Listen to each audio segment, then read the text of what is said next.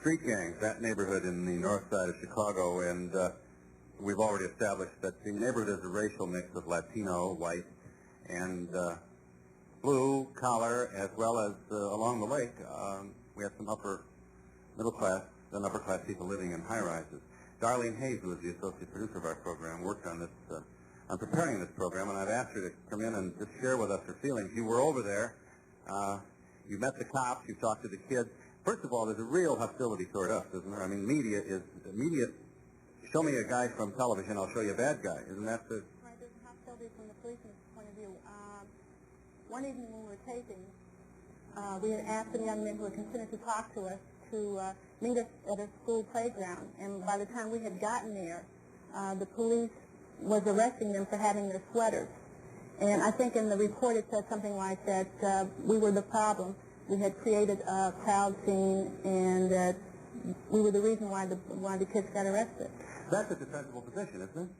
On the part of the police? Yeah. In other words, it wasn't unreasonable. I wanted to kind of go out and do some more extensive filming and talk to gang members, exactly to find a little bit more about it. And a lot of them were willing to talk to me, except they didn't want their faces shown.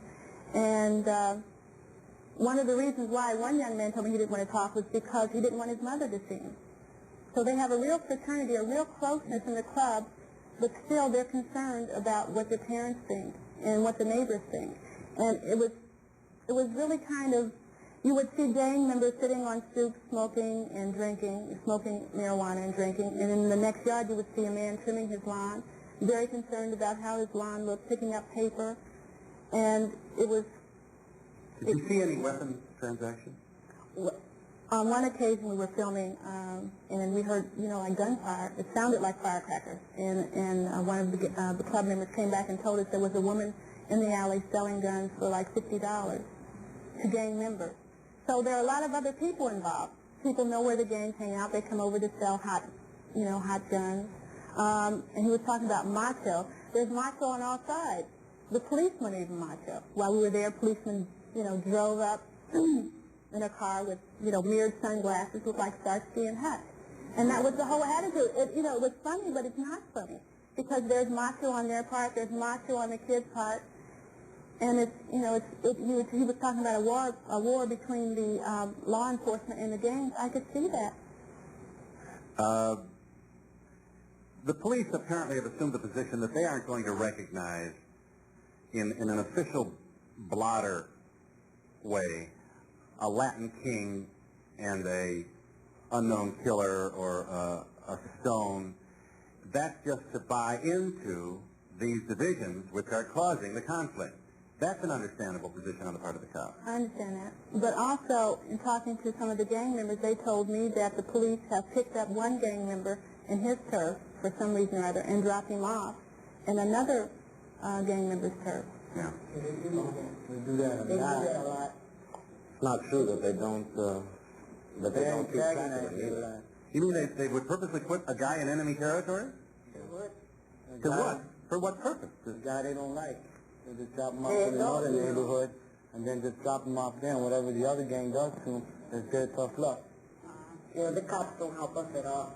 All they do is hassle us and take us somewhere else in another territory, and that ain't no good. But I'd like to say one thing, because it seems to be a much larger problem than we're covering here, because he was talking about Wrigley Field, the rents are coming in, they're very nice buildings, people are buying them, rehabbing them, rent is $375, $400 a month, and the poor people who live there have no place else, they can't afford that rent, so they're being pushed together in more crowded conditions. And that's the reason why people want some identity, some pride, because, they're pushed, they can't participate in the mainstream in a lot of cases. A lot of minorities just there's not the opportunity for minorities to participate.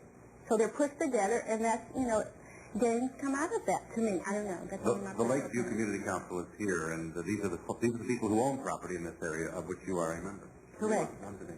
I'd like to say something positive. We on our block got together with the young people. I'm more concerned with the young people, 9 years and up.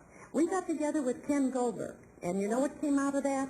All of these young people got together, and they painted over the graffiti. Now when I walk on the street, they say, "Hi, how are you?" They need some attention, and if the parents can't give it to them, maybe we as neighbors can, and we're trying. You have our support. We'll be back.